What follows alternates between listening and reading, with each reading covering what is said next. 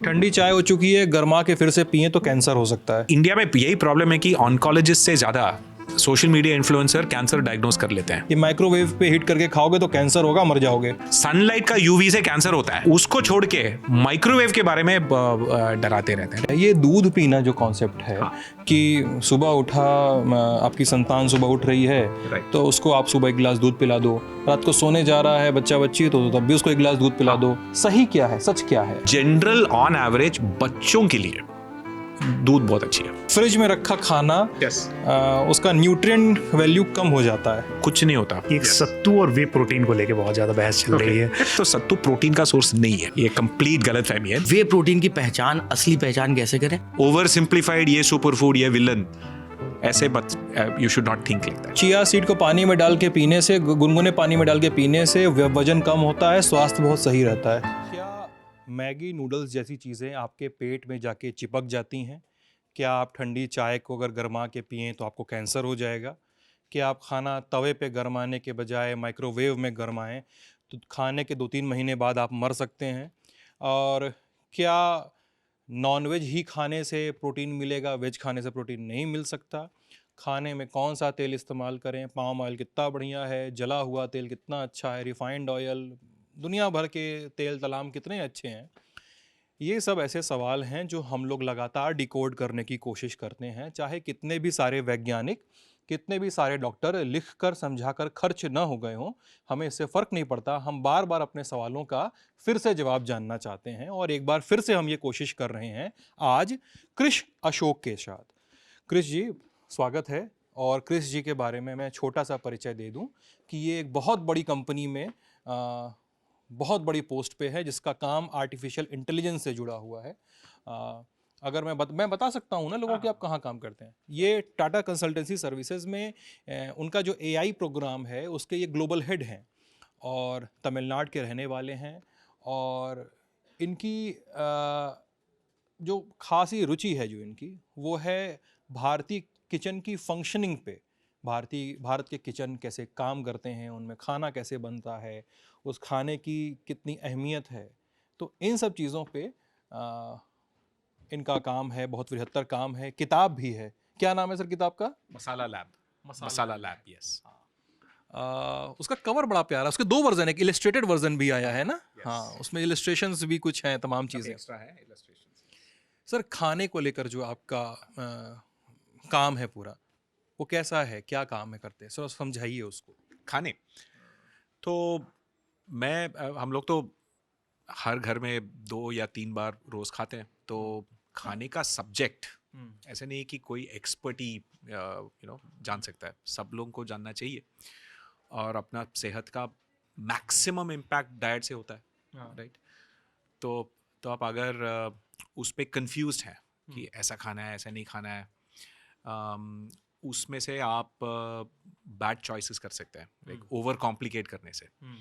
तो मेरा यही है कि पहले चीज़ तो किचन में आपको कम टाइम स्पेंड करना है, लेकिन घर पे खाना ज़्यादा बनाना है, आसानी से बनाना है। कन्वीनियंसेस जो अप्लायंसेस हैं, माइक्रोवेव या एयर फ्रायर या रेफ्रिजरेटर, इन सबको यूज़ करो मॉडर्न टाइम्स में। और जो हेल्थ या न्यूट्रिशन के मामले में इतना ज़्यादा मिस इन्फॉर्मेशन है, उसको सिंप्लीफाई करके, मतलब जनरलाइज नहीं कर सकते आप, राइट। हर इंसान इंडिविजुअल है, अपना हेल्थ, अपना जेनेटिक्स, हर ज्योग्राफी, हर लोकल कल्चर का फूड, राइट। सो सोशल मीडिया का यही प्रॉब्लम है कि आप 60 सेकेंड्स में यही बता सकते हैं कि ये खाने से कैंसर होगा, ये खाने से आपका सुपर फूड है, राइट। लेकिन उन सब का भी लोकलाइज्ड जोग्राफिकल इम्पैक्ट होता है। अगर आप नॉर्थ में, अगर आपका कोल्ड है तो आप अदरक या सब पिएंगे। अगर आप साउथ में, तमिलनाडु में विलेज में जाएंगे तो mutton, bone broth, bone marrow का वो बहुत सूप जैसा खाएंगे, राइट। नॉर्थ ईस्ट में लोग एक्चुअली सिल्क वर्म भी खाते हैं, राइट। सो इंडिया का इतना डिवर्सिटी है, राइट। मेरा यही है कि लोगों को पहले तो ऐसे चीज़ पे सिंप्लीफाई करना और इंडिया का एक्चुअल कॉम्प्लेक्सिटी और डिवर्सिटी को अप्रिशिएट करना। एंड सिंपल ओवर सिंप्लीफाइड, ये सुपर फूड, ये विलन, ऐसे you should not think like that. That's the goal. मैं कृष कह के बुलाऊं आपको ना? अशोक है मेरा नाम। अशोक बुलाऊं? कृष इज फादर्स नेम। अच्छा, अशोक कह के बुलाऊं। I am sorry. ठीक है। तो अशोक जी ये बताइए कि जैसे मैं आपके कई सारे आर्गुमेंट्स पढ़ रहा था और Yes. देख सुन भी रहा था, उसमें मैं आर्गुमेंट्स वाइज आऊँगा, उस पे फिर उसके बाद हम लोग न्यूज़ रूम के लोगों से भी कुछ सवाल लेने की कोशिश करेंगे। पहला आर्गुमेंट है मसालों को लेकर। जो भारत के किचन में जो मसाले इस्तेमाल होते हैं खाना बनाने में, हम उसमें बाद में आएंगे किस हिस्से में कौन से मसाले यूज़ होते हैं, लेकिन क्या मसाले जो हैं तो मसाले हम लोग के खाने में स्वाद बढ़ाते हैं और स्वाद के अलावा और कुछ भी करते हैं कि केवल वहीं पे महदूद हैं, उनका स्वाद से अलग कोई रोल है हमारे खाने में? एब्सोल्युटली है। सी मसाले, स्पाइसेस एक्चुअली प्लांट के डिफेंस केमिकल्स होते हैं। अच्छा। राइट मतलब जब प्लांट कीड़ों या बैक्टीरिया फंगाई से अटैक होता है तो उसको डिस्ट्रॉय करने के लिए प्लांट ये प्रोड्यूस करता है। तो मतलब पेपर में पाइपरीन करके एक मॉलिक्यूल है, टर्मरिक में करक्यूमिन करके एक मॉलिक्यूल है, क्लोव या लौंग में यूजीनॉल करके एक मॉलिक्यूल। ऐसे जो इसको कहते हैं प्लांट के एसेंशियल ऑयल्स, स्पाइस के एसेंशियल ऑयल्स, ओलियोरेजिन्स। इसका actually primary role anti bacterial, anti fungal, anti insect plant के लिए, राइट।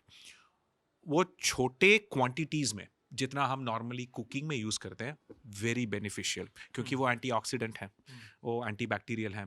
तो जब इंडिया ट्रॉपिकल कंट्री है तो रेफ्रिजरेटर से पहले खाना बहुत जल्दी स्पॉइल होता था। अगर आप स्पाइसेस के साथ खाना बनाते तो उसका शेल्फ लाइफ बढ़ता है, राइट। सो जो स्पाइसेस या लहसुन या ऑनियन एंड इन सब के साथ खाना बनाते हैं तो it will stay more hours, right, before spoiling. तो सेकेंड चीज़ ये है कि इन सब के antioxidants they are very good for your health, right. So they prevent cancers and all of that. But आपको इसको ऐसा देखना है कि इन small quantities normal natural diet और एक्सरसाइज के साथ ये बहुत बेनिफिशियल है। अच्छा। ये नहीं कि आप स्पेशली ले लिया एक पानी में टर्मरिक 2-3 टीस्पून डाल के या पेपर डाल के, उससे कोई फ़ायदा नहीं बनेगा, राइट। अगर आप स्पाइसेस एक्सेस खाएंगे तो बस आपका लिवर डैमेज होगा। अच्छा, यही होता है। हाँ, यही होता है। यस। सो क्योंकि ये ऐसे चीज़, we are not actually plant poison है। Small amount beneficial, large amounts में पॉइजन। अगर आप लौंग में देखेंगे ना, उसमें एक एसेंशियल ऑयल है यूजीनॉल, राइट। वही यूज दर्द में कभी-कभी लोग इस्तेमाल करते हैं लौंग का। क्लोव एसेंशियल ऑयल, उसी का यूज होता है। अगर आप थोड़ा बहुत ज़्यादा इंजेस्ट कर लिया तो पॉइजन है। ऐसी चीज़ हर स्पाइस का होता है, so you can overdose. So normal जैसा आप ट्रेडिशनली खाना बनाते हो ना, उसमें it's very beneficial. That's the idea. Okay. अब मैं हमारे देश को मैं 3-4 बड़े-बड़े हिस्सों में अगर बांट दूं, तो एक नॉर्थ इंडिया हो गया, एक नॉर्थ ईस्टर्न पार्ट हो गया, एक वेस्ट इंडिया हो गया और एक साउथ इंडिया हो गया, एक बड़ा इलाका। मैं कोई डिमार्केशन नहीं कर रहा हूँ, डिमार्केशन बहुत सारे झगड़े भी होते हैं हमारे देश में, ठीक है, तो मैं उस डिमार्केशन पे नहीं उतर रहा हूँ। तो इन सारे हिस्सों के खाने पीने को आप कैसे देखते हैं शुभ जी? सो इंडिया में एक्चुअली पहले चीज़ तो काफ़ी सारे डिमार्केशंस हैं। एक डिमार्केशन है नॉर्थ वेस्ट और साउथ ईस्ट। आप एक्चुअली एक इंटरेस्टिंग सी डेटा लाइन दे सकते हो, राइट। ये जो क्लाउड किचन, ये जो स्विगी जोमेटो से ऑर्डर करते हैं ना, सबसे मैक्सिमम डिश जो ऑर्डर होता है नॉर्थ और वेस्ट में पिज्ज़ा है। मतलब इस पार्ट में जिधर हम लोग बैठे हैं, राइट, जहाँ पे, और साउथ और ईस्ट में बिरयानी है। सिंपल सी लॉजिक है, जहाँ पे व्हीट का कंजम्पशन ज़्यादा है तो लोग नॉर्मली जो घर पे नहीं बना सकते हैं उसको ऑर्डर ज़्यादा करते हैं। अच्छा। रोटी ऑर्डर नहीं करते, पिज़्ज़ा ऑर्डर करते हैं, क्योंकि घर पे बनाना मुश्किल है, स्पेशल डिश ऑर्डर करते हैं। साउथ में बिरयानी ऑर्डर करते हैं क्योंकि घर में बनाना बहुत टाइम लगता है, rice eating, so special dish है तो वही ऑर्डर मैक्सिमम होता है, राइट। सो ये एक सो साउथ और ईस्ट लार्जली राइस ईटिंग है और नॉर्थ और वेस्ट में ज़्यादातर व्हीट होता है, राइट, गेहूँ, राइट। ये एक डिमार्केशन है। सेकेंड डिमार्केशन है कि जहाँ पे आपको ज़्यादा रिवर प्लेन्स होते हैं। से एक चीज़ हो गई, फूड का मैक्सिमम इम्पैक्ट ज्योग्राफी से होता है, राइट। जहाँ पे फ्लैट रिवर प्लेन्स, ग्रासलैंड्स होता है, वहाँ पे you can do dairy farming. So north और वेस्ट में डेयरी का कल्चर ज़्यादा है, क्योंकि गंगा का इतना बड़ा प्लेन है, राइट, या गंगा सिंधु पूरा फुल पंजाब, राइट। सो जब डेयरी का कल्चर होता है, you do not need meat, क्योंकि आपका पनीर हो गया, उससे animal protein, high quality animal protein बन गया आपका, राइट, कंप्लीट अमाइनो एसिड्स के साथ। सो मैक्सिमम इंडिया के वेजिटेरियंस नॉर्थ और वेस्ट में है। अगर आप साउथ में देखेंगे ना, less than 5% of population is vegetarian, क्योंकि वहाँ पे डेयरी फार्मिंग का एक्चुअली ज़्यादा इम्पैक्ट नहीं है। तो इसलिए लोग मोस्टली सी फूड और मीट और एग्स और चिकन से प्रोटीन बनता है मैक्सिमम, राइट। और आपका ज़्यादा प्लेन्स में you can also grow more dal. सो दाल, चना, राजमा हो गया और पनीर हो गया, और दही और दूध, इससे आपका प्रोटीन का आपका हो गया ना। सो this is one more demarcation, right. एक और डिमार्केशन है हिल्स और प्लेन्स में, राइट। सो हिल्स में एक्चुअली आपको नॉर्थ इंडियन हिल्स में आपको एक विंटर में आपको you can not do agriculture, तो आपको एनिमल प्रोटीन का हार्श विंटर्स में जो एनिमल प्रिजर्व भी होता है, उसको ड्राई करके भी खाते हैं। सो ऐसा भी एक, और अब अगर आप कोस्टल जाएंगे तो fish, sea food is the right, क्योंकि इसे एक जो सी फूड में काफ़ी सारे साउथ में जो रिलीजन्स हैं, जो प्रैक्टिस, रिलीजियस प्रैक्टिसेस है, राइट। आपका विष्णु में देखेंगे ना तो एक शंख होता है ना, वो actually reference to sea food है। मतलब सी ऐसा चीज़ है जो आपको खेत जैसा काम नहीं करना है, खेत में बहुत काम करना है आपको, प्लो करना है, हार्वेस्ट करना है, बहुत लेबर ह्यूमन लेबर लगता है, राइट, एक चावल या गेहूं ग्रो करने में ना। सी में फ्री में मिल जाता है, बोट ले लो, एक नेट डालो, एंड अब वो अपने आप रिप्लेनिश होता है, राइट। सो उसका इतना स्पेशल महत्व होता है, तो इसीलिए रिलीजन में आपको विष्णु का वो शंख उसी का रेफरेंस है। मतलब the sea is the bounty, free food, right. So India में इतना वैरायटी है। अगर कुछ जगह में आपको ट्राइबल्स का इंसेक्ट का भी कंजम्पशन होता है, राइट। और एक और इंटरेस्टिंग डिमार्केशन है फैट चॉइस। फैट चॉइस, हाँ। सो इंडियन कुकिंग का प्राइमरी आइडेंटिटी कौन सा तेल और इनिशियल तड़का वाला स्पाइसेस, मैक्सिमम फ्लेवर वहीं से बनता है, राइट। अगर आप तिल की तेल और पत्तर के फूल, curry leaves, garlic, chillies use करेंगे तो चट्टीनाड बन गया। जो भी आप उसके बाद कुछ भी डालो वो चेट्टीनाड डिश है। अगर आप कोकोनट ऑयल और करी लीव्स, चिलीज, गार्लिक, जीरा डालेंगे तो वो केरला मलबार बन गया, राइट। सरसों का तेल और पंचफोरन बंगाल। जो भी आप नॉर्थ इंडिया का डिश ले लो, बस वो फैट और स्पाइसेस चेंज कर लो तो वो बंगाली डिश बन जाता है, राइट। यहाँ पे घी और जीरा और बड़ी इलायची और ये सब डालेंगे तो पंजाबी बन गया ना। तो इंडिया में हर रीजन में जो फैट का सोर्स होता है, राइट, जैसे विदर्भा में कॉटन सीड ऑयल, आंध्रा में ग्राउंडनट ऑयल, तमिलनाडु में तिल की ऑयल, केरला में कोकोनट, राइट, नॉर्थ इंडिया में घी, राइट। सो और काफ़ी, और आपको माउंटेन्स में जाएंगे तो एनिमल फैट भी होता है, क्योंकि वहाँ पे आप एग्रीकल्चर सीड का ऑयल नहीं होगा ना, तो you will have the fat of the mutton and chicken का, उसका भी फैट भी यूज होता है, राइट। सो फैट, उससे भी डिमार्केशन होता है कि फ्लेवर कैसे बनता है, right. So this is, so India में इतना वैरायटी और इतना वेरिएशंस हैं, right. And one last one I will say कि इंडिया का जेनेटिक्स आप देखेंगे ना, there is a specific contribution एक जीन का है जो लैक्टोस टॉलरेंस बढ़ता है। अच्छा, तो ऐसा नहीं कि, सो नॉर्थ और वेस्ट में 70% लोग ऑन एवरेज लैक्टोस टॉलरेट करते हैं अडल्ट, मतलब दूध पीने से दिक्कत नहीं होती है उनको, या डेयरी प्रोडक्ट होने पे कंज्यूम करने पे? डेयरी प्रोडक्ट नहीं, ओनली दूध। अच्छा, ओनली हाँ, दूध। क्योंकि इसे दही क्यों बनता है, क्योंकि उससे लैक्टोस कम होता है, लैक्टोज कम हो सब जाता है, लोग ठीक है। दही, दूध दही फाड़ के आप universal दही है, बनाते हाँ। हैं, ठीक तो साउथ में दही ज्यादा होता है क्योंकि दूध तो पी नहीं सकते काफी लोग साउथ और ईस्ट में। सो इसीलिए आप जो देखेंगे ना, जो मिल्क का कल्चर होता है वो यहाँ पे ज्यादा होता है, और साउथ में आपको डिफरेंट स्वीट्स का भी आपको डिफरेंट देखना पड़ेगा, या आप they will use more fermented, या बंगाल में भी छेना यूज होता छेना है, यूज होता है, ना दूध का नहीं यूज होता, राइट। एक बात बताइए कि अभी ये जिक्र आ गया, ये दूध पीना जो कॉन्सेप्ट है, कि सुबह उठा, आपकी संतान सुबह उठ रही है, तो उसको आप सुबह एक गिलास दूध पिला दो, रात को सोने जा रहा है बच्चा बच्ची तो तब भी उसको एक गिलास दूध पिला दो। घरों में एक ये मन में है कि यार बच्चे को न्यूट्रिएंट्स मिलने चाहिए, दूध पिला दो। जबकि हम लोग यूरोपियन कंट्रीज के बारे में इस तरह की सुनते हैं चीज़ें, आई डोंट नो कितना सही होगा, सुनते हैं चीज़ें कि यार दूध पिलाना बहुत ही ख़राब चीज़ होती है और उसको इतनी एग्रेसिवली नहीं अप्लाई किया जाना चाहिए घरों में। सही क्या है, सच क्या है? एक्चुअली आप अगर देखोगे ना, अनफॉर्चुनेटली सोशल मीडिया में छोटे छोटे एक स्टडी होगा, उसको आइसोलेटेड देख के लोग एक्चुअली क्लिक बेट या एग्जैजरेट कर देते हैं। साइंस में एक्चुअली आपको हेल्थ में आपको एक कॉन्सेप्ट है मेटा एनालिसिस, मतलब काफ़ी सारे स्टडीज़ के ओवर द ईयर्स इम्पैक्ट देखे कि क्या क्या आउटकम मिला है। उससे ये पता चलता है कि बच्चों के लिए, मतलब 18 साल से कम, अगर उनका लैक्टोस इंटॉलरेंस नहीं है तो दूध पीना बहुत हेल्दी होता है।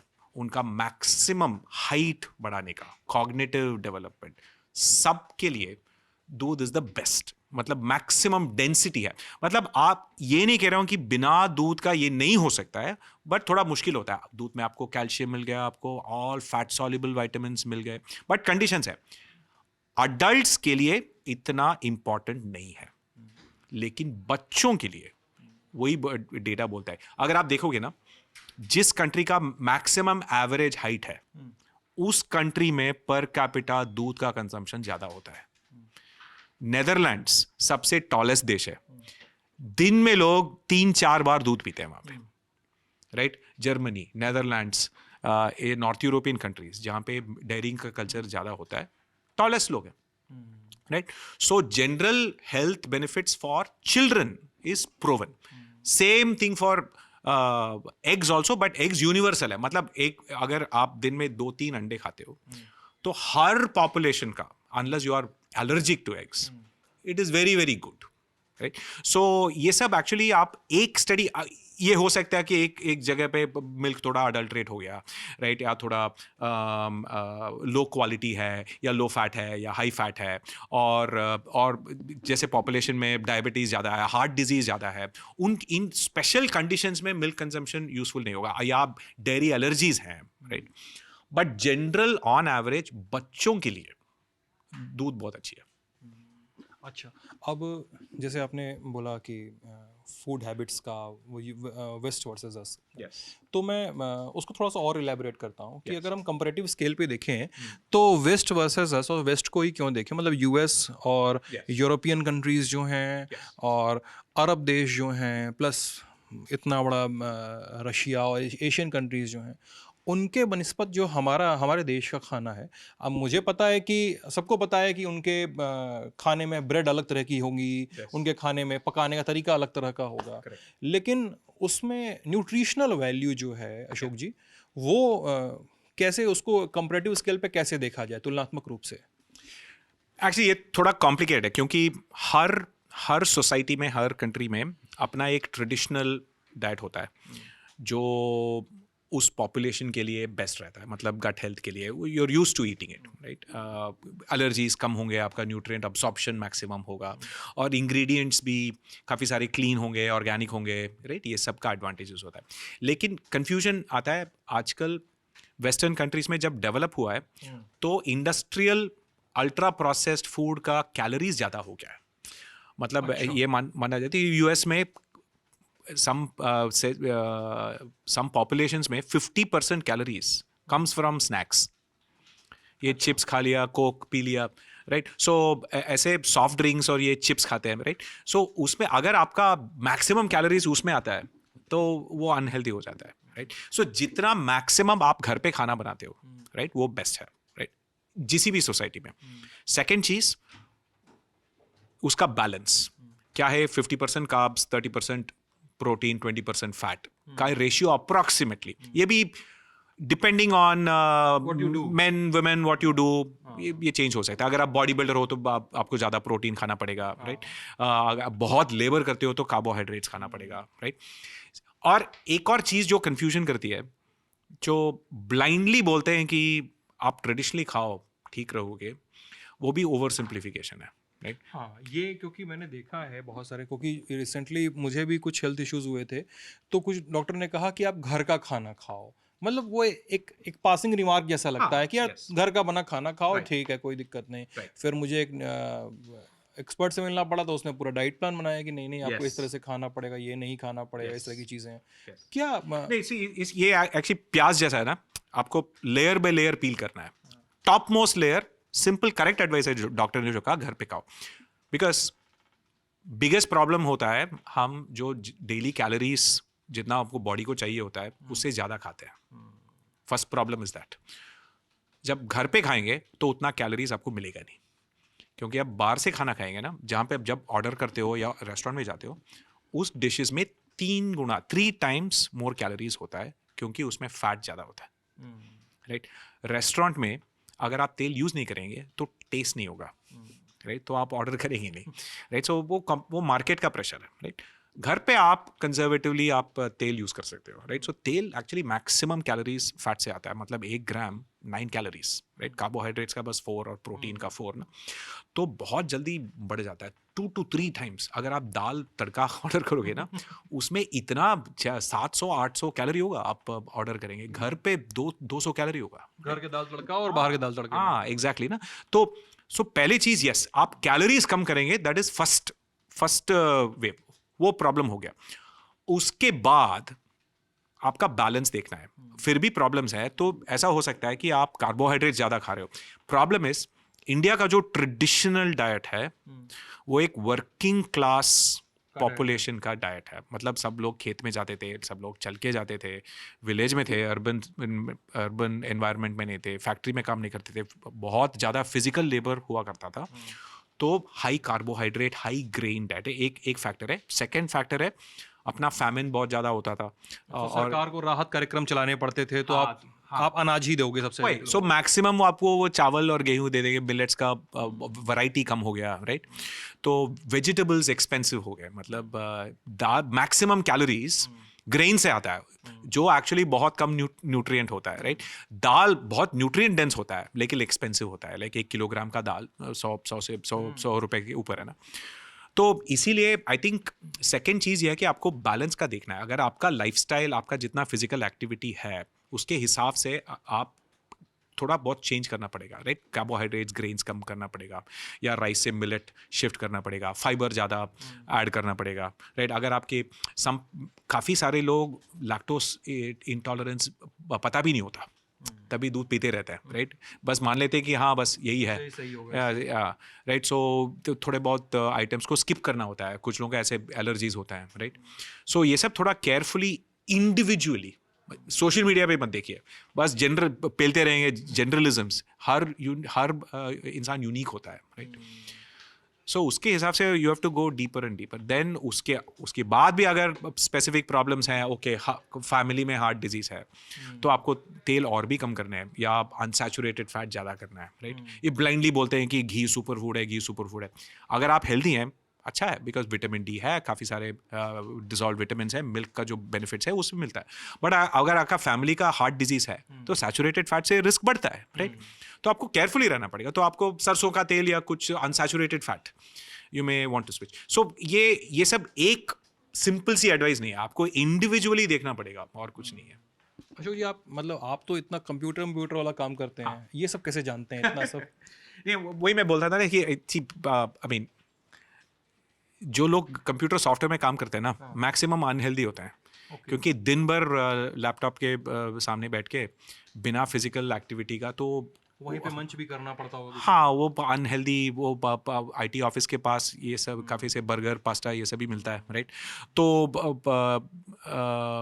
अवेयरनेस, डायबिटीज़ रेट बहुत ज़्यादा होता है एक्चुअली आईटी में। अपने आईटी में 40 साल में लोगों का हार्ट अटैक होता है, राइट। ऐसे चीज़ भी होता है, राइट। इंडिया में इतना प्रॉब्लम है, तो अवेयरनेस बढ़ गया है, राइट। तो मतलब मेरा यही था कि अगर मैं आईटी में हूँ, तो अगर और हेल्दी रहना चाहता हूँ, तो इसके बारे में पढ़ना पड़ेगा, इसके बारे में एक्सपेरिमेंट करना पड़ेगा, और कुकिंग को एक वैल्यू जैसे, क्योंकि काफ़ी सारे आईटी लोग नाइट शिफ्ट करते हैं, तो खाना बनाते नहीं है, बस ऑर्डर करते हैं, ऑफिस में लंच होता रहता है, राइट। आईटी वालों के पास पैसे हैं ना, तो बाहर खाते रहते हैं, राइट। सो इससे हेल्थ ज़्यादा। सो ये तो अवेयरनेस था, राइट। सेकेंड चीज़, एक फिलोसॉफिकल पॉइंट भी है कि सॉफ्टवेयर जो है, एक कंप्यूटर इंजीनियरिंग जो है, फंडामेंटली ये नॉलेज का काम है। मतलब आप कंप्यूटर, सॉफ्टवेयर, आर्टिफिशियल इंटेलिजेंस या गूगल या जो भी है, राइट, आप इसको यूज़ करके बाकी सब्जेक्ट्स को बेटर समझ सकते हो, राइट। जैसे जब मैं मसाला लैब लिखा था, राइट, मुझे कैसा पता चला कि इंडिया में इतने बंगाली में ऐसे रेसिपीज़ में ये होता है, और ये पैटर्न्स कैसे पता चला? क्योंकि मैं इंटरनेट से 2 लाख रेसिपीज़ डाउनलोड करके, स्क्रिप्ट लिख के, सॉफ्टवेयर लिख के, पाइथन में लिख के डाउनलोड करके, उस पर डेटा साइंस AI मॉडल चला के पैटर्न्स देख के कि अच्छा इसमें ऐसे स्पाइसेस कॉम्बिनेशन में यूज़ होता है और ऐसे कॉम्बिनेशन नहीं यूज़ होता है, राइट? इसको अगर मैं ट्रेडिशनल मामले में करूं तो यूनिवर्सिटी में पीएचडी करके 10 साल करके लाइब्रेरी में बुक पढ़ के मैं आधा घंटे में सॉफ्टवेयर में लिख के मैं ये एआई में मैं इनसाइट ले सकता हूँ. सो सॉफ्टवेयर एक्चुअली यही बोलना चाहता हूँ कि सॉफ्टवेयर एक स्पेशलाइज स्किल नहीं है, ये कॉमन स्किल है. एक्चुअली सबको करना चाहिए. जो भी इंडस्ट्री हो, डॉक्टर को भी डेटा साइंस या स्टैटिस्टिक्स को समझना चाहिए, राइट? सो इसीलिए एक्चुअली जो फूड साइंस का रिसर्च करना सॉफ्टवेयर इंजीनियर के लिए इतना मुश्किल नहीं है अगर इंटरेस्ट हो तो. अब मैं एक सवाल रखने वाला हूँ जो थोड़ा सा कंट्रोवर्शियल भी हो सकता है, लेकिन चूंकि फूड से जुड़ा है इसलिए मुझे इसमें कोई कंट्रोवर्सी दिखाई नहीं देती है. एक तो पहला सवाल है, मैं दो सवालों क्लब कर देता हूँ. चलिए, एक सवाल इसमें, एक पहला पार्ट है मीट को लेके. ठीक है, हम लोग के देश में एक बड़ा हिस्सा है जो नॉनवेज कंजम्पशन करता है, और हमारे देश में टाइप ऑफ मीट को लेकर एक तो टैबू भी है और एक पॉलिटिक्स का भी हिस्सा है, और उसमें एक कई तरह के समाज से निकालने की भी कॉल्स होती हैं, हिंसा भी हुई है देश में. ठीक है, एक तरह का इस तरह की फूड हैबिट है. और हमारे देश में बाहर से आई है, मुझे लगता है, मुझे नहीं लगता कि ये भारत का कॉन्सेप्ट होगा, अगर होगा तो मैं गलत भी हो सकता हूँ, कि हमारे देश में बाहर से कॉन्सेप्ट आया खाने पीने को लेकर, वो है वीगनिज्म का. ठीक है, और वो थोड़ा कई बार उससे उस बाउंड्री से बाहर चला जाता है कि जिस बाउंड्री में रख के हम सोचते हैं ना कि जिसको जो खाना है खाने दो, ये उस बाउंड्री से बाहर जाता हुआ कॉन्सेप्ट है. नहीं, तुम तो यही खाओ क्योंकि तुम ये मीट खा रहे हो तो तुम किसी को मार रहे हो. हाँ, दूध पी रहे हो तो किसी का नुकसान कर रहे हो. And then they take you to a whole discourse level. Veganism second part. पहला है मीट कंजम्पशन. इंडिया में मीट कंजम्पशन कितना ज़रूरी है, कैसा उस कंजम्पशन को क्या और घटना बढ़ना चाहिए, नंबर एक. और बाद में इस पे वीगनिज्म प्लीज बताइए. ये एक्चुअली एक कॉम्प्लिकेटेड सब्जेक्ट है. मतलब सो काफ़ी सारे कंसिडरेशंस है, सो वन बाय वन आते हैं, right?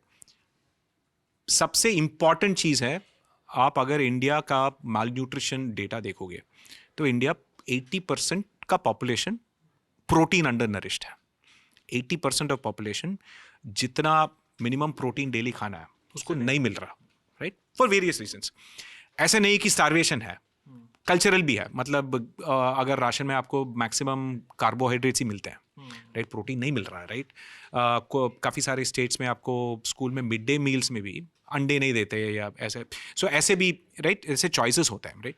So first problem as a country, right, 80% protein undernourished, height कम हो जाता है, cognitive impairment, you are literally spoiling the next generation. So that is a moral most important चीज वो है, right? उसके बाद आपको सोचना पड़ेगा प्रोटीन कहाँ से मिलेगा, आपको प्लांट से मिलेगा या एनिमल से मिलेगा, राइट? सो पहले चीज़ तो वो है, राइट? तो इंडिया में प्रोटीन अंडर नरिशमेंट है. सेकेंड चीज़ ये है कि कल्चरली, जोग्राफिकली हमने जो बात की है, जहाँ पे डेयरी का कल्चर ज़्यादा होता है वहाँ पे जनरली गाय का हिंसा करना कल्चरली अनएक्सेप्टेबल होता है. बीफ का कंजप्शन नहीं होता है, मोस्टली नहीं होता है. कल्चरली नहीं होता है क्योंकि उसको there the cow is a very precious milk है, उसका गोबर मिलता है, it is very important to that. और मेल का भी एक्चुअली यूज़ होता है इसमें, राइट? मतलब खेती में, राइट? फिर मॉडर्नाइज हो गया, ट्रैक्टर हो गया, उसका एक टेंशन है. पार्ट्स ऑफ इंडिया है जहाँ पे डेयरी कल्चर नहीं है, वहाँ पे गाय का प्राइमरी यूज़ होता है, मीट का ही यूज़ होता है. साउथ में होता है, ईस्ट में होता है, नॉर्थ ईस्ट में होता है, राइट? इसमें रिलीजियस डिमेंशन भी है, राइट? मतलब हिंदू कल्चर में सम स्पेसिफिक हिंदू साइट्स गाय को नहीं खाएंगे, लेकिन साउथ में ऐसा कुछ नहीं है, राइट? हिंदूज भी खाते हैं, right? Some Hindu caste. North east में ये तो हिंदू प्राइमरी खाते ही हैं. So this is there is a cultural religious difference भी है, राइट?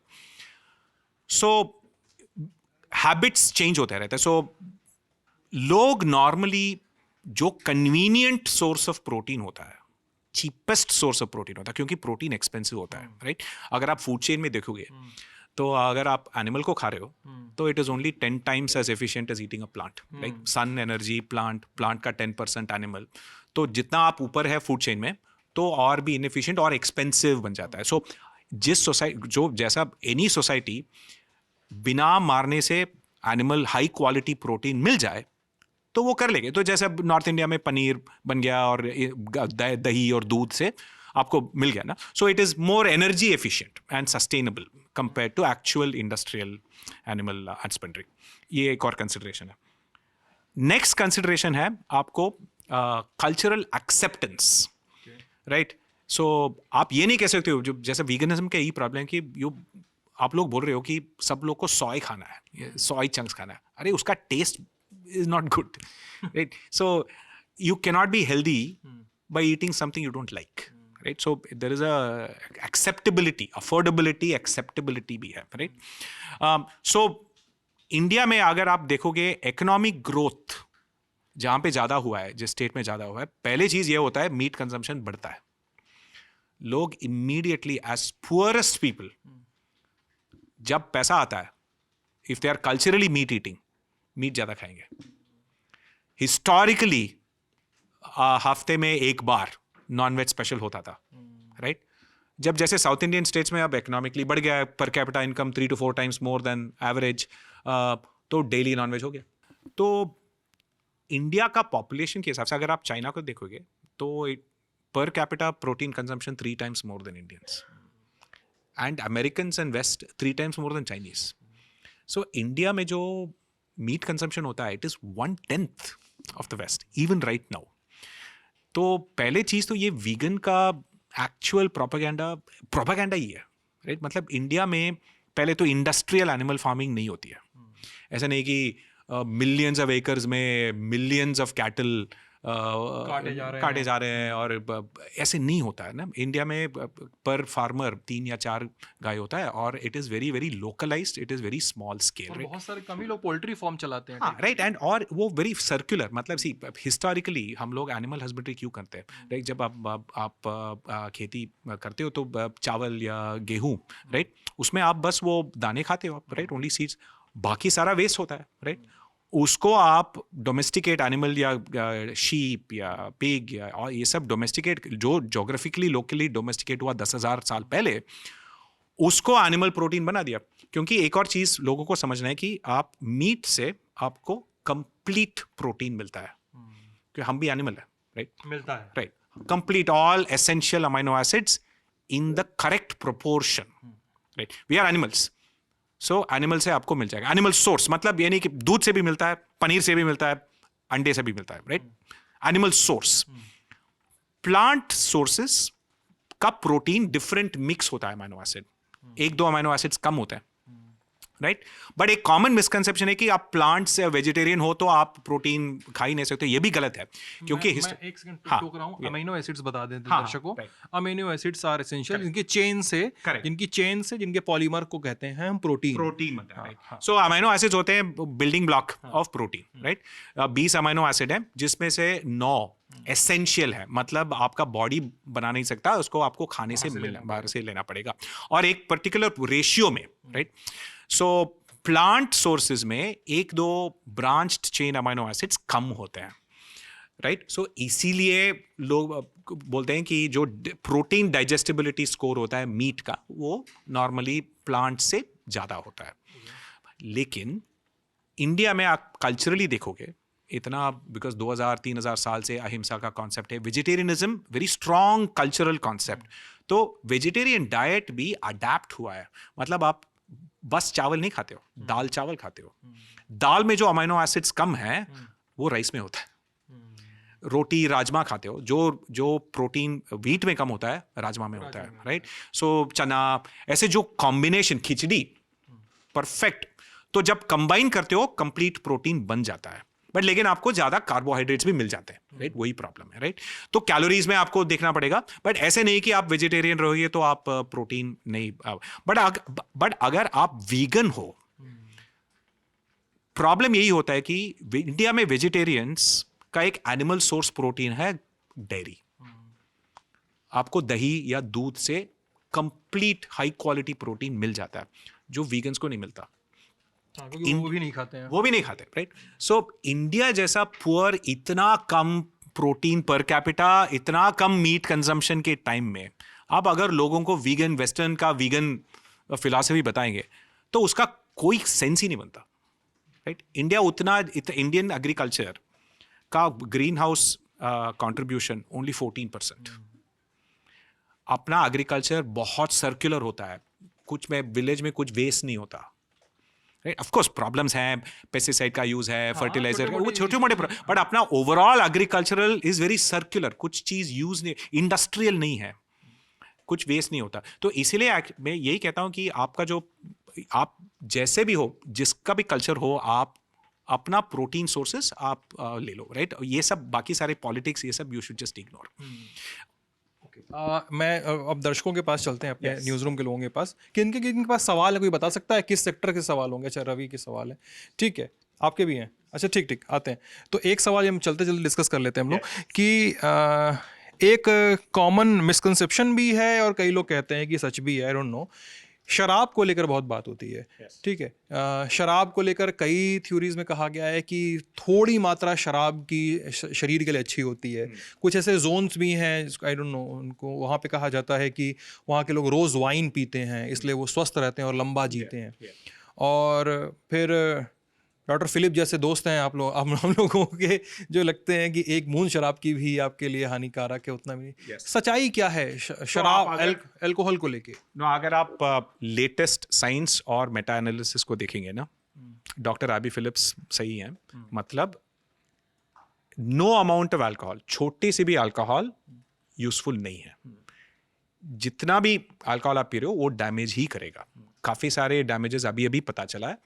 जो कल्चरली जो बोलते हैं ना, जैसे कोल्ड कंट्रीज में, रशिया में वो लोग पीते हैं उसको, वोडका पी रहे हैं, उनको कुछ नहीं हो रहा, या इसका लॉजिक क्या है कि जब इटली में इतना वाइन पीते हैं और 100 साल तक रहते हैं, वो 100 साल तक रहते हैं क्योंकि उनका बाकी सारा डाइट और लाइफस्टाइल और एयर और पोल्यूशन और वाटर इतना अच्छा है, सोशल सपोर्ट स्ट्रक्चर, कि वाइन पीने से ज़्यादा डैमेज नहीं होता। यही है, अगर वो वाइन भी नहीं पिएंगे तो और भी ज़्यादा आप वो दे कुड लिव, बट वहाँ पे वाइन एक्चुअली सोशल सिस्टम के, it is part of the society. हाँ सर, राइट। तो एक्चुअली आप ये सब चीज़ बहुत कॉम्प्लिकेटेड होती है। मतलब अगर आप सोशलाइज करते हो, फ्रेंड्स के साथ हो, उसका लॉन्गेविटी का इम्पैक्ट है कंपेयर टू आप अगर लोनली हो, डिप्रेस्ड हो, राइट। अगर आप फ्रेंड्स के साथ एक बियर पी रहे हो तो वो सोशलाइजेशन का इम्पैक्ट आपका हेल्थ को इंप्रूव कर सकता है। बट आप क्लियर, लेट्स बी क्लियर, आप जो बियर पी रहे हो, वाइन पी रहे हो, उसका नेगेटिव इफेक्ट ही है। बट जनरली लाइफ में क्या होता है कि ऐसे नहीं कि हर चीज को 100% ऑप्टिमाइज करना है, थोड़ा बहुत गिव एंड टेक होता है। बट इन जनरल आपको अल्कोहल को सिगरेट जैसा ही आपको मानना है। पहले नमन से लेते, हाँ बताइए सर। मेरा ये है क्वेश्चन आपसे कि रोज मैं ब्रेकफास्ट, लंच, डिनर तो कर लेता हूँ एकदम हेल्दी डाइट, पर जो ये शाम का टाइम है 4 से 7 बजे वाला, इसमें रोज कुछ ना कुछ फास्ट फूड खाने का मन होता है, बर्गर, पिज्ज़ा। तो अगर रोज खाएं तो दिक्कत क्या है apart from the calorie count? नहीं, सो अगर एक सिंपल सी आंसर नहीं है, क्योंकि आपका डेली कैलोरिक रिक्वायरमेंट, आपका ओवरऑल एक्सरसाइज, लाइफस्टाइल, राइट। सो ऐसा सिंगल आंसर नहीं है कि नहीं आपको 4 बजे आपको कचौरी, समोसा, चाट नहीं खाना है, ऐसा कुछ नहीं है, राइट। काफ़ी सारे लोग नॉर्मली जो हेल्दी रहता है, हेल्दी लाइफस्टाइल है, दिन में उनका वो एक इंटेलिजेंस बन जाता है। बट वो लोग लंच और ब्रेकफास्ट में बहुत हेल्दी, बहुत ज़्यादा वेजिटेबल्स, प्रोटीन भी अच्छा खा लेंगे, तो वो उसका इफेक्ट पड़ेगा नहीं। सो आपको बस ये फ्राइड फूड का ना, एक तो कैलोरीज, दूसरी अमाउंट ऑफ फैट, राइट। और पर्टिकुलरली वो फैट काफ़ी सारा बार समटाइम्स वो रीयूज़ होता है, उसका ऑक्सीडाइज्ड फैट, उसका भी इफेक्ट, बस यही रिस्क हैं, राइट। आप जितना थोड़ा मॉडरेशन में कम कर लो, और जैसा आप खा लो वहाँ पे where it is fresh oil, right, और अच्छी सी क्वालिटी, और डिफरेंट चीज़, सेम चीज़ मत खाओ, राइट, उससे आपका बेटर आउटकम होगा। हाँ Ravi. Hi sir, social media पे एक बहस चल रही है पिछले कुछ दिनों से, इंस्टा स्क्रॉल करने पे आपको दिख रही है कि एक सत्तू और वे प्रोटीन को लेके बहुत ज़्यादा बहस चल रही है। तो उस पर क्या रहता है ना कि बहुत लोग बताते हैं कि अगर आप सत्तू लेते हो सेम अमाउंट में, तो आपको सेम अमाउंट या फिर थोड़ा कम आपको वे प्रोटीन के बराबर ही आपको प्रोटीन मिल जाएगा। आपका इसको लेके क्या मानना है कि, और पहली बात कि वे प्रोटीन सेफ है लेना या नहीं है, और सत्तू को लेके आपको क्या है कि सत्तू लेने से वो उतनी ही प्रोटीन मतलब मिल वे जाएगी प्रोटीन हमें। लेना चाहिए कि नहीं, और वे प्रोटीन लेना चाहिए तो सत्तू के कंपैरिजन में कैसा है वो? कंपैरिजन में See, कैसा? पहले चीज़ तो सत्तू प्रोटीन का सोर्स है ही नहीं, ओके ये कंप्लीट गलत फहमी है। सत्तू एक्चुअली बनता है चना दाल से, ओके और dals actually primarily carbohydrate source हैं, उसमें प्रोटीन्स भी हैं, राइट ग्रेन्स के चावल और गेहूं से ज़्यादा प्रोटीन है, राइट तो आपको काफ़ी ज़्यादा सत्तू खाना पड़ेगा ताकि आपको अगर 20 ग्राम प्रोटीन चाहिए हो तो उसमें आपको बहुत ज़्यादा कैलोरीज भी मिल जाएंगे। See, आपका प्रोटीन सोर्स का क्वालिटी होता है, आपको मैक्सिमम कैलोरीज प्रोटीन से मिलना चाहिए और टोटल कैलोरीज कम होना चाहिए, राइट तो आप अगर 25 ग्राम आप प्रोटीन पाउडर जैसा ले रहे हो, आपको उसका मैक्सिमम 200 कैलोरी होगा, वो सबसे बेस्ट है। मतलब आपको प्योर प्रोटीन मिल रहा है, ज़्यादा कैलोरीज नहीं मिल रहा है ना। तो अगर आप ज़्यादा कार्बोहाइड्रेट्स ले लोगे तो उसका और भी प्रॉब्लम्स है। सो पहले चीज़ तो सत्तू प्रोटीन का सोर्स नहीं है, right way protein isolate is दूध का प्रोटीन है। सो पहली चीज़ इंडिया में ना, अगर आप दूध से फैट को निकाल के चर्न करके मलाई लेके आपको बटर बना दिया, बटर से आप घी बना दिया, राइट वो भी एक प्रोसेसिंग अल्ट्रा प्रोसेसिंग है। घी सुपर फूड है। उसी मिल्क से फैट को निकाल के प्रोटीन को प्रोसेस करने से वे प्रोटीन बनता है। उसके बारे में काफ़ी सारा वो किडनी डैमेज करेगा, ये करेगा, वो करेगा करके मिथ है। बस सिंपली कल्चरल चीज़ है, क्योंकि घी तो हम 2000 साल से खा रहे हैं, तो वो अच्छी चीज़ है और ये वे प्रोटीन नया आया है, लाइक वही इट्स अ बायस और कुछ नहीं, राइट बट यही चीज़ है कि इंडिया में काफ़ी सारे ब्रांड्स, जो अभी डॉक्टर एबी फिलिप्स ने वो रिसर्च भी की है कि काफ़ी सारी ब्रांड्स थोड़े केयरलेस रहता है, राइट तो वो प्रोटीन प्रोसेसिंग करने में काफ़ी सारे हेवी मेटल्स, फंगल वो कंटामिनेशन, ये सब चीज़ कॉमन होता है। सो आपको बस अच्छा सा ब्रांड आपको टेस्ट करके रिसर्च करके आपको लेना पड़ेगा। बहुत सेफ है। दिन में मैक्सिमम प्रोटीन आप खाना से मिलना चाहिए। उसके बाद अगर आपका ठीक है, मान लीजिए कि आपको 100 ग्राम प्रोटीन खानी है, राइट खाने से आपको 100 ग्राम मिलना बहुत मुश्किल है, right only we eat meat 3 times a day आपको वो मिलेगा, राइट और ये कितना अंडा खाओगे ना, तो इसीलिए आपको जितना एक्स्ट्रा चाहिए उसके लिए आप सप्लीमेंट कर लो, it is absolutely safe. And इसी से रिलेटेड एक और क्वेश्चन है कि जब वे प्रोटीन लेने की बात आती है तो उसमें कहा जाता है कि दूध और पानी दो अलग अलग बहस चलती है। तो कहीं मैं देख रहा था रील में कि अगर आप दूध के साथ लेते हो तो आपके साथ फिर पिंपल्स वाली बहुत ज़्यादा प्रॉब्लम आती है और पानी के साथ वो प्रॉब्लम्स नहीं है। तो आपका क्या मानना है कि वो वाकई में ऐसा है, कुछ है? सो इट्स इंडिया में हर स्टेट में ना, एक्चुअली आप अगर साउथ और ईस्ट में जाओगे, मिल्क के बारे में जो मिथ्स हैं जो ज़्यादा पड़ेंगे, क्योंकि वहाँ पे लैक्टोज इंटॉलरेंस ज़्यादा है और लोगों को पता नहीं है। मैक्सिमम प्रॉब्लम्स ये है कि लोग दूध पीते हैं without knowing they are lactose intolerant, right जब आप हो उसका साइड इफेक्ट्स काफ़ी ज़्यादा हो सकता है। गट का प्रॉब्लम होता है, वो गट से काफ़ी सारा स्किन का प्रॉब्लम्स हो सकता है, right so normally adults, right उनका मिल्क कंजम्पशन ज़्यादा नहीं चाहिए, राइट सो इसीलिए आप पानी के साथ पी लो। सो वे प्रोटीन दूध से ही आता है, राइट और उसमें लैक्टोज नहीं है और बाकी सब चीज़ नहीं है, तो आप बस पानी के साथ पी लो, दैट्स बेस्ट। और best is actually yogurt is also good choice, Greek yogurt या रेगुलर योगर्ट।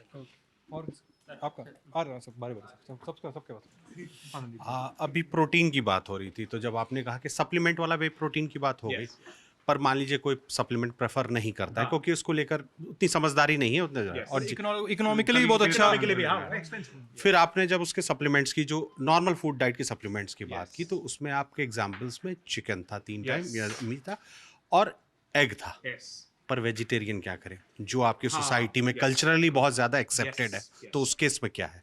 सो एक्चुअली मैं एक वीडियो बनाई थी जहाँ पे मैंने एक्सप्लेन किया कि एक्चुअली वेजिटेरियंस का जो प्रोटीन सोर्सेज हैं, अनफॉर्चुनेटली इंडिया में, अब पनीर देखोगे ना, 30% का कैलोरीज प्रोटीन से आता है, 70% फैट, और वो भी सेम घी का सैचुरेटेड फैट, राइट तो आपको उसको एडजस्ट करना पड़ेगा। Protein paneer is good, very good, but अगर आप पनीर खा रहे हो तो आप दिन में अदरवाइज तेल कम करना है, राइट वरना आप बहुत ज़्यादा फैट कंजम्पशन हो जाता है, राइट और एक ऑप्शन है टोफू।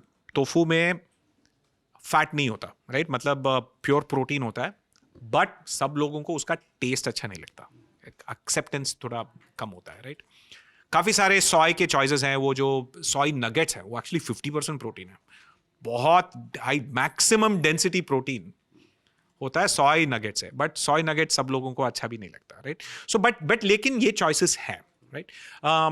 ये आप अगर जनरली वेजिटेरियंस के लिए ना आपको एक सोर्स पे नहीं डालना है, ये नहीं कि बस वे प्रोटीन खाना है या एक सप्लीमेंट है, डिवर्सिटी। मतलब आप अगर चना, राजमा, राइट, सब्जी नहीं, मतलब जस्ट बॉईल करके उससे काफ़ी सारा एक पूरा कप आप खा लोगे तो 20 ग्राम प्रोटीन मिल जाएगा, राइट? तो आप देन सोय मिक्स कर सकते हो, टोफू ट्राई कर सकते हो, टेम्पे ट्राई कर सकते हो, फर्मेंटेड सोय है, राइट? काफ़ी सारे ऑप्शंस हैं, राइट, जिसमें आप रिलेटिवली प्रोटीन मिल सकता है, राइट? बट अगर आप जनरली आप जैसा बॉडी बिल्डिंग, मॉडलिंग ये सब करते हो तो मैक्सिमम एफिशिएंसी चिकन से मिलता है, इसीलिए वो जो बॉलीवुड एक्टर्स को देखोगे तो बस और कुछ नहीं, चिकन और तो कुछ नहीं। यस, किसका? नीरज हाँ।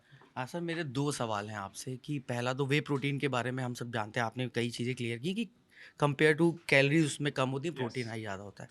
सर हम ये भी जानते हैं कि इंडिया में बहुत बड़ा मार्केट जो है सप्लीमेंट का, वे प्रोटीन का खासकर बहुत नकली है। यस, बहुत बड़े बड़े जो प्रोडक्ट्स है सालों से अब वो बिक रहे हैं, मैं नाम नहीं लेना चाहूँगा इस पे, लेकिन उसके नाम पे नकली भी बहुत बिक रहा है।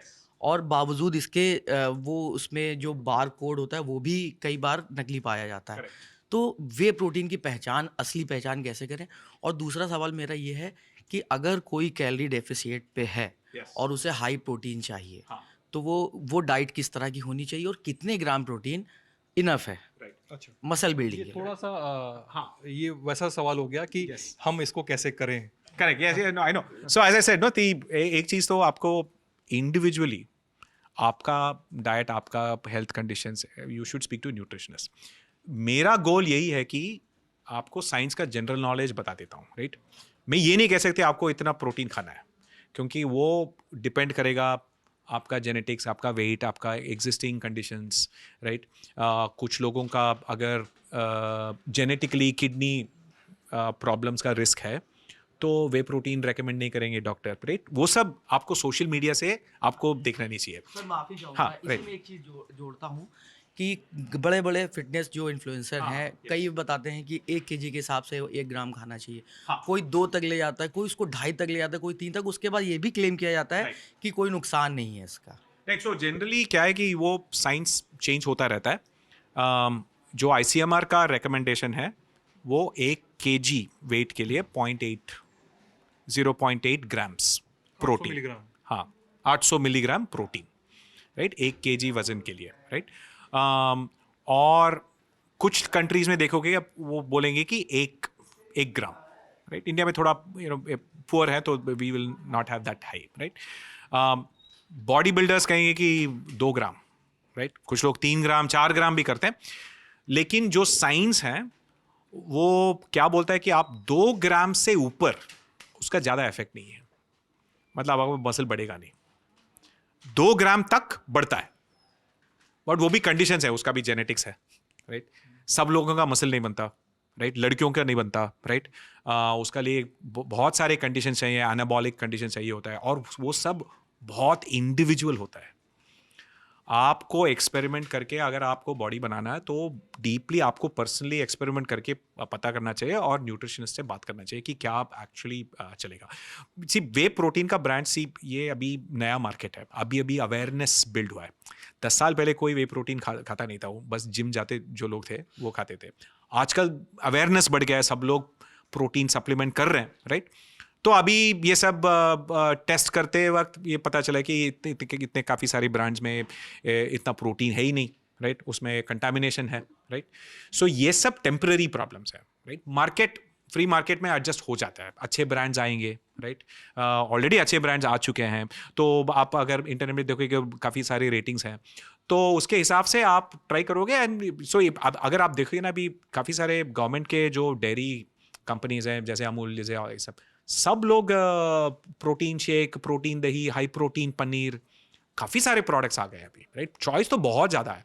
इनफैक्ट लो फैट पनीर काफ़ी अच्छा सोर्स है प्रोटीन के लिए, जो आप बता रहे थे। हाँ, एक लो फैट पनीर है, उतना टेस्ट नहीं होगा क्योंकि पनीर का टेस्ट फैट से आता है, बट फिर भी for vegetarians it's very good.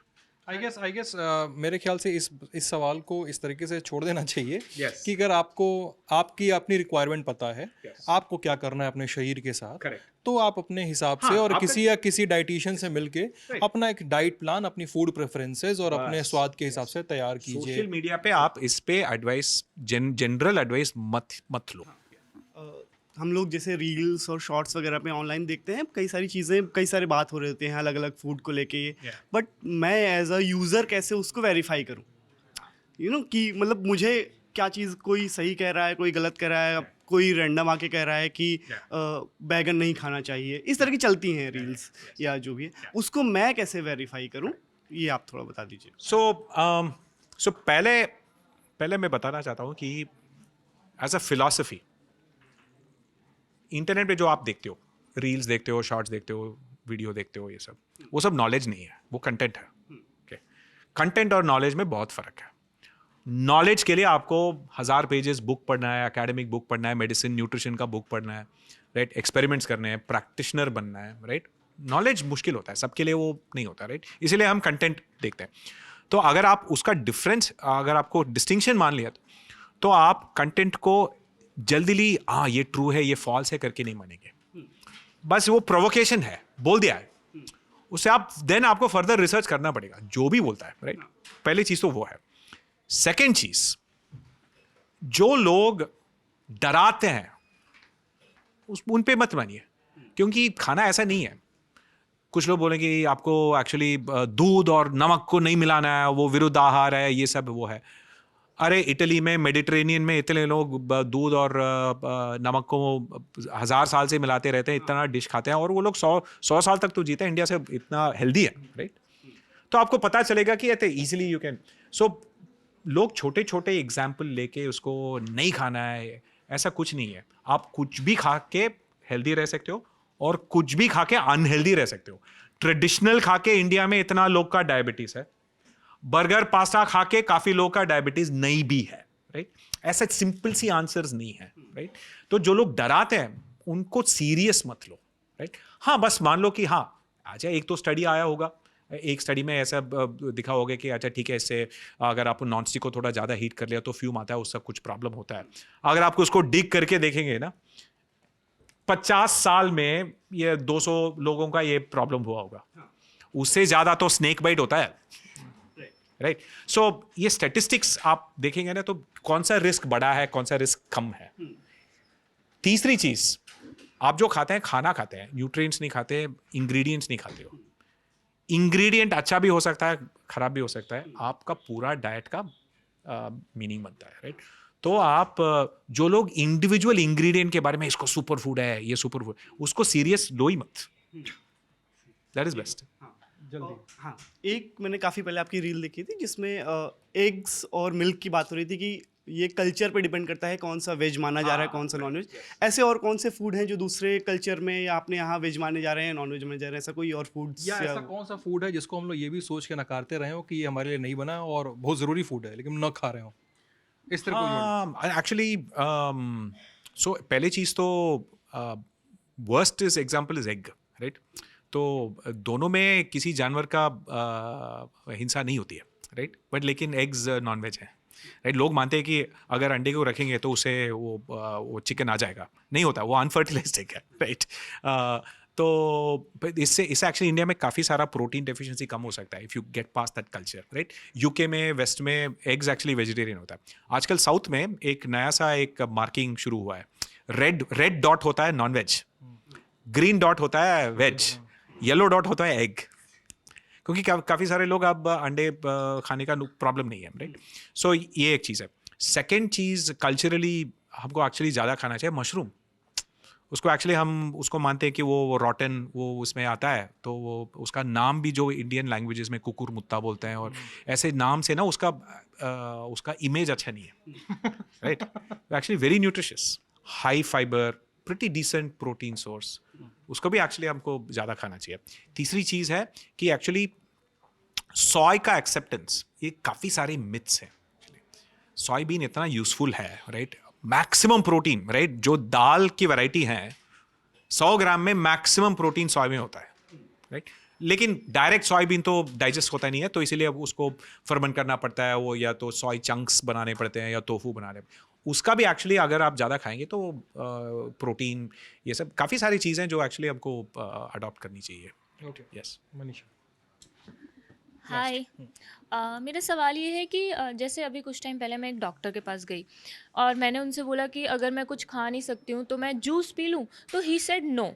He said कि जूस अगर आप पियोगे तो उसके अंदर के जो भी न्यूट्रिएंट्स होते हैं वो ख़त्म हो जाते हैं, इससे बेटर है कि आप सिर्फ फ्रूट्स खाओ। तो क्या ऐसा सच में है कि जैसे जो फ्रूट्स होते हैं अगर हम उनका जूस बनाए तो उसके न्यूट्रिएंट्स ख़त्म हो जाते हैं? यस, सी 2 तरीके के जूस बनते हैं, राइट। नॉर्मली क्या होता है कि आप फ्रूट से आप अगर जूस निकाल के फिल्टर कर लेते हो पल्प का और बस लिक्विड पीते हो, तो वो बस टोटल वेस्ट है। मतलब आप फ्रूट से शुगर निकाल के शुगर को पी रहे हो। ठीक है, थोड़ा बहुत वाटर सॉल्युबल विटामिन्स आ जाएंगे, विटामिन सी ये सब आ जाएंगे, बट जो हेल्थ बेनिफिट्स जो पील या पल्प में जो होता है, जो फाइबर होता है, उसको आपको वेस्ट कर लिया, राइट। अगर आप पूरा फ्रूट को पल्प करके जैसे जैसे ऑरेंज, हाँ, पूरा उसके साथ आप पी रहे हो तो फिर फ्रूट का सेम ही है, राइट। बट यस, जो डॉक्टर का है वो करेक्ट है। मतलब in general fruit is best, fruit juice second. ठीक है, हम लोग 2-4 सवालों पे रैपिड फायर ले लेते हैं, और जिसको लेकर आपके आर्गुमेंट्स भी काफ़ी वायरल होते हैं। सबसे पहला, फ्रिज में रखा खाना उसका न्यूट्रिएंट वैल्यू कम हो जाता है? नहीं होता, नहीं होता। क्योंकि 2 डिग्री का टेम्परेचर में कुछ नहीं होता, राइट। अगर 7-8 दिन के लिए रखोगे तो ऑक्सीडेशन से नेचुरली कम होता है। एक्चुअली मैक्सिमम न्यूट्रिएंट कम होता है जब आप हीट करते हो फूड को, हीट से कम होता है न्यूट्रिएंट्स, और वो भी only water soluble vitamins, vitamin B, vitamin C. आप अगर खाना फ्रिज में रख के खाते हो, बस एक नींबू स्क्वीज कर लो, विटामिन सी आ जाएगा। एक साइड में सैलड खा लो, थोड़ा बहुत कैरेट, गाजर, प्याज काट के खा लो, तो आपको वो फाइबर भी मिल जाएगा, राइट। वो माइक्रो न्यूट्रिएंट्स जो मिस हुए हैं तो मिल जाएगा, राइट। तो फ्रिज में रख के खाने से आपका जो एडवांटेजेस हैं वो लोग मानते नहीं है, क्योंकि आप घर का खाना खा रहे हो, राइट। ज़्यादा बना दिया, फ्रिज में डाल दिया, बिना रेस्टोरेंट जाके आप घर में खा रहे हो, तो सबसे बेहतर है। So long term health fridge improve करता है। ओके, खाना हीट करने में बात आ रही है तो माइक्रोवेव की हीटिंग पे सवाल उठाए जाते हैं कि माइक्रोवेव पे हीट करके खाओगे तो कैंसर होगा, मर जाओगे, इस तरह की बातें होती हैं। और फिर होता है कि पैन में गरमाओ, कढ़ाई में गरमाओ, क्या सही क्या है? नहीं, ये माइक्रोवेव का जो मिथ्स है, अगर आप हाई स्कूल में साइंस ठीक से नहीं पढ़े हो ना, और क्लास में यू डिडंट पे अटेंशन, इसी से होता है। उसमें एक इलेक्ट्रोमैग्नेटिक स्पेक्ट्रम होता है, राइट। उसमें रेडियो से लेके गामा रे तक एक स्पेक्ट्रम होता है। अपना विजिबल लाइट होता है, इंफ्रारेड होता है, अल्ट्रावायलेट होता है। माइक्रोवेव होता है रेडियो फ्रीक्वेंसी, जो अपना सेलफोन भी यूज करता है। मतलब वो नॉन आयोनाइजिंग, मतलब उससे कैंसर हो ही नहीं सकता। लाइक इंडिया में लोग ना बिना स्किन वो सनस्क्रीन डाल के धूप में जाते हैं, सनलाइट का यूवी से कैंसर होता है, जिससे सबसे कैंसर होते हैं देश दुनिया में एक्चुअली होता है, राइट। उसको छोड़ के माइक्रोवेव के बारे में डराते रहते हैं, राइट। उससे कैंसर होगा ही नहीं, राइट। सेकंड चीज, माइक्रोवेव बस पानी को हीट करता है, जो फूड के अंदर पानी है, राइट। तो इसीलिए उसे सबसे कम micronutrient loss microwave heating से होता है। सो काफ़ी स्टडीज ने किया, अगर आप पैन पे हीट करोगे ना तब ज़्यादा डैमेज होता है न्यूट्रिएंट्स का। ठीक है, एयर फ्रायर्स को लेकर नया कॉन्सेप्ट आया है इंडिया में, how safe are they? See I think हर चीज़ का जो सेफ्टी होता है आपका यूज़ के हिसाब से होता है। सी एयर फ्रायर का एडवांटेज है, आप फ्राई कर सकते हो विथ लेस ऑयल, राइट। उसका एडवांटेज है। अगर आप कार्डियोवास्कुलर रिस्क हो, आपको कैलोरीज कम करना है तो अच्छी बात है, राइट। बट अगर आप उसको इतना हीट करके जला देते हो, थोड़ा काला बन गया, राइट, उसमें से जो ब्लैक सी चीज़ होती है उसमें एक्रिलामाइड होता है, वो अच्छी चीज़ नहीं है। तो आप अगर दिन में बहुत ज़्यादा एयर फ्राइड फूड खा रहे हो जो इतना पूरा बर्न्ट हो चुका है, राइट। वैसे तंदूर में भी होता है, राइट, थोड़ा बहुत चार हो जाती है। डेली तो नहीं खाते हो आप तंदूर ना, इसीलिए आपको थोड़ा केयरफुल रहना है। और वैसा जनरली रिस्क है ही नहीं, ओके नॉर्मल। ठंडी चाय हो चुकी है, गर्मा के फिर से पिए तो कैंसर हो सकता है। ये इंडिया में यही प्रॉब्लम है कि ऑन्कोलॉजिस्ट से ज़्यादा social media influencer cancer diagnose कर लेते हैं। कैंसर इन रियलिटी एक रेयर डिजीज होता है, राइट? जो जितना एज होता है वो ज़्यादा होता है, राइट? कैंसर हर कैंसर डिफरेंट होता है। ये cell division, uncontrolled cell division का प्रॉब्लम होता है। उसको क्या ट्रिगर करता है हमको पूरा पता भी नहीं है, राइट? इसको ऐसा सिंप्लीफाई करने से, ऐसा डराने से कोई यूज़ नहीं है, राइट? ऐसे मिल्क रीहीट करने से कुछ नहीं होगा, राइट? ठीक है। मेरे दिमाग में एक सवाल आया था। हाँ, वो जो कौन सा बीज होता है जो काला सा होता है, पानी में डालो चिया तो सीड। हाँ, चिया सीड को पानी में डाल के पीने से, गुनगुने पानी में डाल के पीने से वजन कम होता है, स्वास्थ्य बहुत सही रहता है। वजन कम होने के लिए एक ही टेक्निक है, खाना कम खाओ, और कुछ नहीं है। Caloric restriction. एक्सरसाइज से कम नहीं होगा, ये चिया सीड खाने से कम नहीं होगा। आपको दिन में कितना कैलोरीज, अगर आपको 2000 कैलोरीज का रिक्वायरमेंट है तो आप अगर 1500 कैलोरीज खाते हो और 2 हफ्ते भर, मतलब काफ़ी सारे महीने के लिए उसको मेंटेन, कैलोरिक रेस्ट्रिक्शन मेंटेन करते हो, तब फैट बर्न होगा, और कोई टेक्निक नहीं है। चलिए, थैंक यू कृष अशोक, आप हमारे न्यूज़ रूम में हैं, आपने हमसे बातचीत की। ये बातचीत आप ललन टॉप पे देख रहे थे। कमेंट सेक्शन में अपने कुछ और सवाल, कुछ और अपनी क्वेरीज हो, लिख भेजिएगा। हम पढ़ेंगे, देखेंगे, सुनेंगे, गुनेंगे, उन पे बात करेंगे। बहुत बहुत शुक्रिया।